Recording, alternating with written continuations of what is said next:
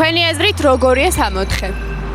რა ვიცი მე ხა ბიბლიაში წავიკითხე, მე მგონი შვენიერია 64, ბიბლიაში წავიკითხე, ხლა არ ვიცი იქ რა ხდება და ბიბლიაში წერია რომ 64-ში გფარველობს სხვადასხვა ანგელოზები და რაღაცა კარგი ნათელისულები და ღმერთი გფარველობს და ჯოჯოხეთი როგორია ორაწერია?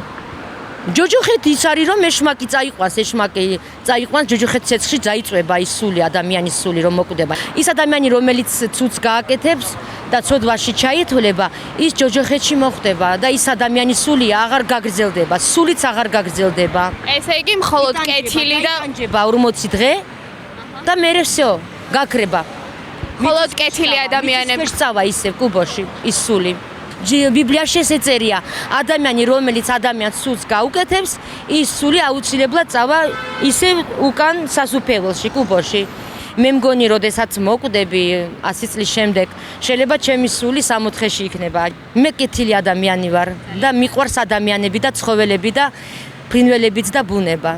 არავისთვის ცუდი არ გამიკეთებია. არც მომიტყუებია, არც მომიკლავს, არც მომიპარავს. არავის არაფერი არ ამიღია, არავინ არ მომიტყუებია, არავინ არ მომიკლავს, არავინ არაფერი, ვაფშე არაფერი ცუდი არ გამიკეთებია. ვაფშე წმინდა ადამიანი ვარ რა.